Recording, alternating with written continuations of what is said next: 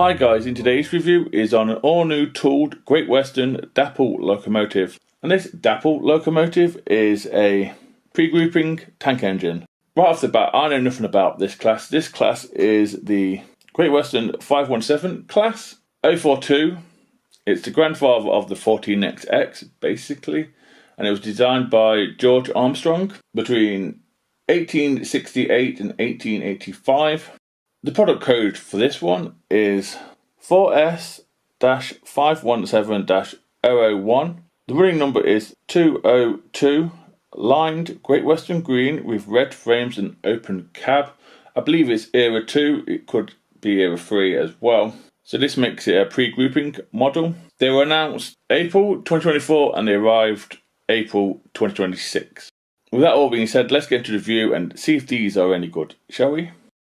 So before I get onto what features the model has and what detail, I just want to talk about the packaging. So the packaging of the model is much like Dapol's Hawthorne Leslie. So it's a hard cardboard shell with a lid. You take the lid off and you're greeted with hard foam lid. Pull that off, and inside that you have more hard foam holding the loco in place with acrylic board and some cardboard. If you remove the cardboard and you slowly pull out the loco with the acrylic board, be careful of the detail bags that are there with it. If you look closely enough underneath the acrylic board, you can see some screws, and then you've got some spacers to the loco. If you undo the screws, the loco should come off. This is a quite common technique with Dapol's O-gauge stuff, and we are now seeing it in 00, and it does the job. Just be warning, if you're unsure, always read the manual. It's all in there. So as you may have guessed by now, we do have a manual. The manual itself is really worth a read if you're new to the hobby or new to a Dapol locomotive and you don't know what to do. There is some good hints in there of what to do. It tells you how to unbox your model. It tells you how to DC chip it and how to take the body and the foreplate off. Please read the instructions really careful if you're new to Dapol stuff. In the two detail bags that I have, one has etched number plates, and I think steam pipes and some more separately painted piping to go with it. Should all be in the manual where they go. It's great they've added some etched number plates. It is to open the cement box door if you want to DC chip it or just check what's in there. You need that tool to pull the DCC board out, which is in the cement box door. As we now move on to the front of the locomotive. So this model does have metal sprung buffers, which is a great touch at the price of this model. We also have some guard irons down below, which I think have been painted in the red frame colour. We also have NAM couplings front and back applied from the factory. We have the buffer beam in red with a few rivets on the outside. There is a hook, I think there's a steam pipe as well, and there's also a hole there for some other details from the detail bag. The buffer shanks themselves have a few rivets on. The buffer's top, where the step is black, and around the outside is red, which is a great touch. They've managed to pick out the black bit where the crew would step. Also, if you look closely at the side of the buffers, you can see some separately applied piping that runs along the side, which I'll go into in a minute. As we move on up just a little bit, I believe we do have the usual 3 lamp irons. We also, if you look closely enough, have, I think, sanding boxes which have been lined as well. They're either side of the split box door. And I think there's some extra piping on them as well. The split box door itself has been picked out in silver with the hinges, the dial, and the outside as well. The door itself does come off. It is magnetic, and inside there, that is where you have to chip the model if you want to go from analog to DC. The chip's in there, and you got a spludger in your detail bag. To do that, I just can't do it. The dart itself is separately applied, and then we also have a metal handrail at the top, and you can also see another lamp iron and a chimney as well. Now we move on to the sides of the locomotive. I'm going to be honest with you here, there's only one difference that I can see personally. I'm no expert, and that is around the other side near the front splasher. We do have a separately applied piece of equipment. It's in black. It looks like a cylinder. It could be something to do with the brakes, I don't know, but that is around the other side and it is separately applied. That's the only difference personally that I can see, apart from some other piping, I'm guessing. So round this side, as you can tell, this is in the Great Western line green. It is designed by George Armstrong and it has the red frames. So what we do have is we have a metal handrail going from tank to tank, and it goes around the front as well, which is a great piece. If you look at one of the tanks, you can see another handrail inside, which is to help the crew to get on top to look at the toolbox. If you look between the splashers and the tanks itself, you can see some inside motion, and it is there and it is picked out in red. It's also in some other parts too.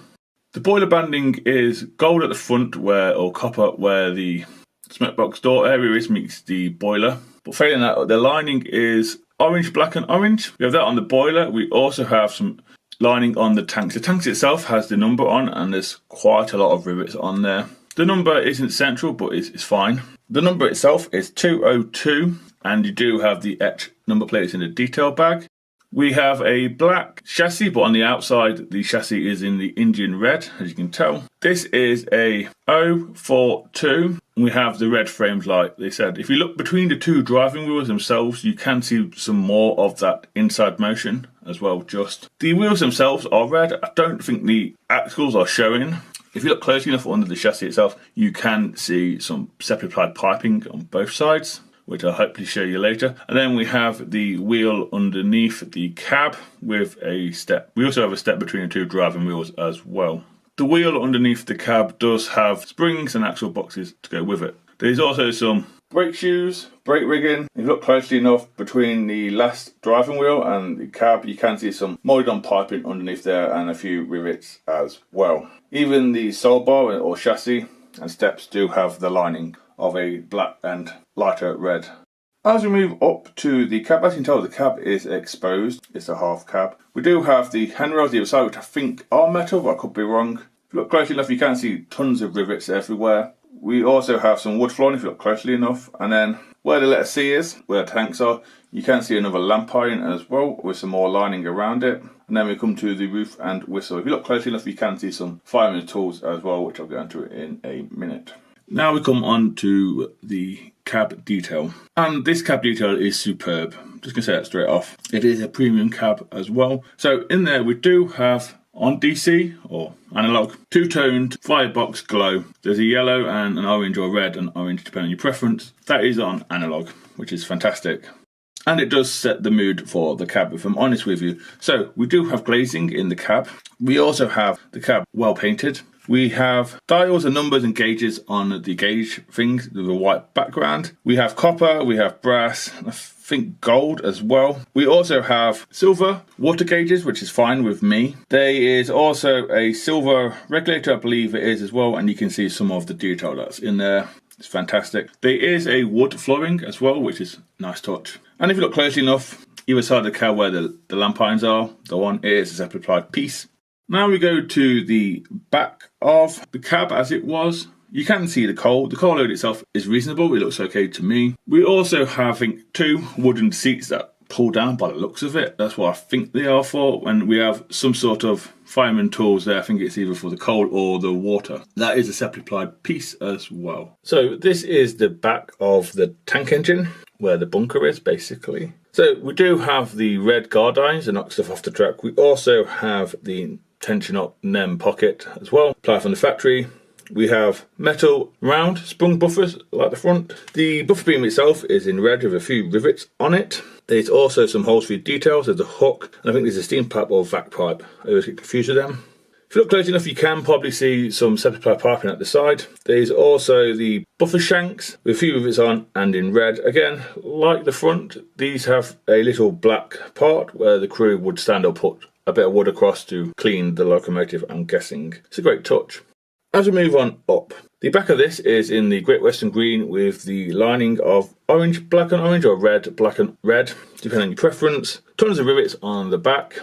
It's quite a short back here. If you look close enough, you probably can see the separately applied handrails as well. We have the three lamp irons just above it all. These look quite small ones. They could be correct for the Great Western. Then we come to some hooks, which I believe are for like buckets, shovels, that sort of things. Again, separately applied, and we have a separately applied lamp iron at the top of the bunker with the more lining. Like I said, these rivets on there, and if you look close enough, you probably can see into the cab. Now as we do an aerial view on top of the tank engine. So let's start in the usual places. Like I've already mentioned, the coal load. The coal load is there, it's nice, it's lovely. I don't think it is removable, and it does look realistic. Again, from this view, you can see some more of the fireman's tools and the seats for the drivers, as well as some other stuff that I probably missed. The roof itself is in black, no rivets on there, but we do have, I think, 2 whistles on there, which I think could be a plastic, but they look great from viewing distance. If we look closely enough at the windows and spectacles at the front, they have been lined and they have a gold trim as well, and the front of it is in green. We also have, I think it's electric plated, safety valves and dome, which are separately applied as well, and they look amazing. Very shiny as well. The boiler itself does have a few washout plugs on it, and it's a round top boiler, I believe, as well.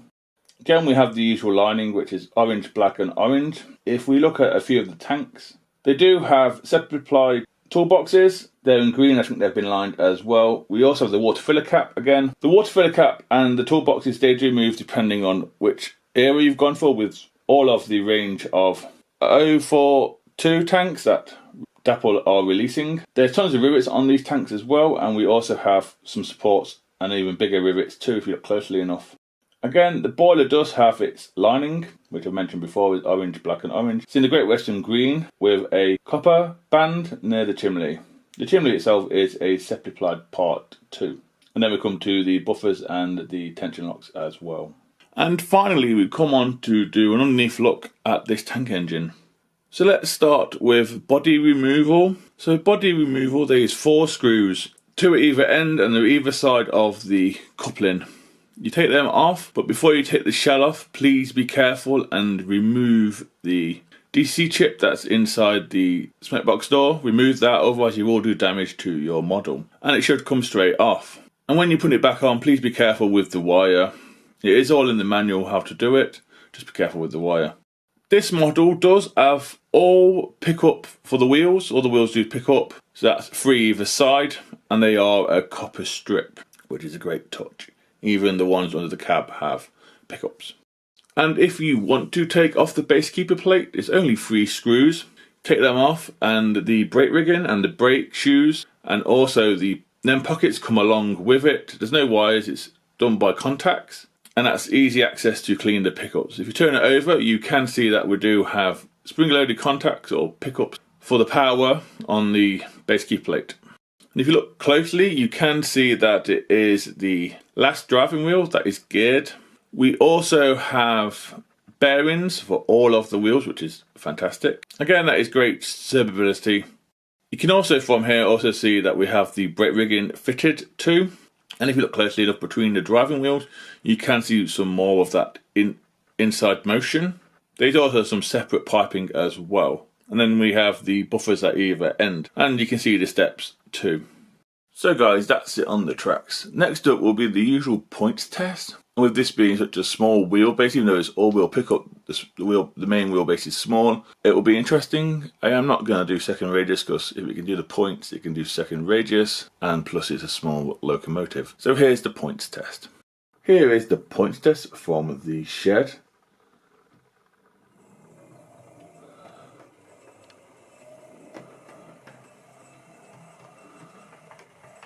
Yeah, managed it pretty well. What we're talking there, 25 and backwards.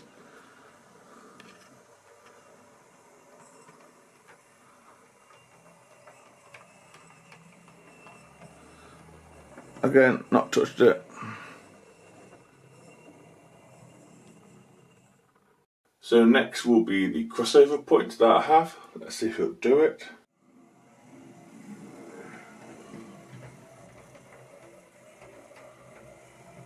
Yeah, little stumble and backwards.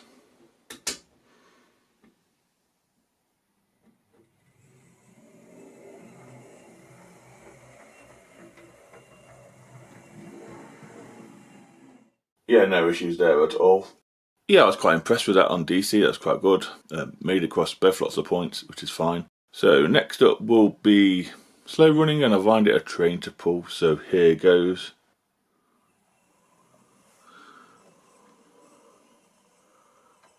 So there's actually 20. And yes, the motor does seem loud. It's not bad for DC.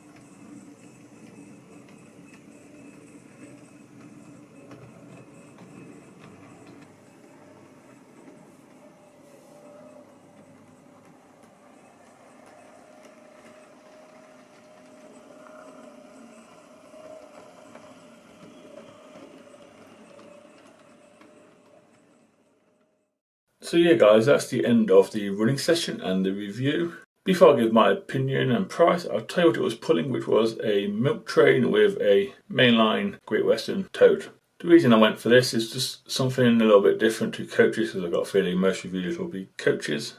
So, price before opinion. I got mine from TMC for £122.93, which I think is a great price for a small modern day locomotive with all the features it has. If you get this model from Dapol themselves, you're talking £140 for a DC ready one. So, my opinion on the model, if I'm honest with you, is a beauty. It runs perfectly fine over point. Yes, it has short wheelbase, but it also has all-wheeled pickups. I do have one gripe with this current one that I have, and that is the motor does seem a little bit noisy and there's a squeak coming from it, so it may get returned for a replacement, but that's the only fault I have with mine. At such a low price, it has so many features, like we have a flickering firebox with red and orange glows, which is great. We have electric coated dome and safety valves as well, simplified parts, and we also have several different cabs and toolbox differences for the model as well. The livery is crisp and correct, and it is great that Dapol have decided to do a pre-grouping style Great Western locomotive, and they haven't put traction tyres in them at all, which is a great thing in my opinion. It does hold great for the 14XX that Dapol are planning to release later in 2026. Again, they look a great model as well. I've got a feeling there will be a few people moaning about this is wrong, that's wrong. But to me, looking at photos and having the model in my hands, it looks correct. I've got to be honest with you, it looks totally fine with me. We even have inside motion, and that inside motion goes everywhere. If you tip it upside down, you can see more, and if you look between the wheels, like I said, you can still see it. So yeah, £423 from the retailers, that is not a bad price for a newly tooled locomotive. For me, it's a big thumbs up, even though I am an LNER fan. It's a big thumbs up for this Great Western tank engine. So that was my review on the all new tooled Dapol Great Western 517 class. I hope you found the review useful. Please take care and goodbye.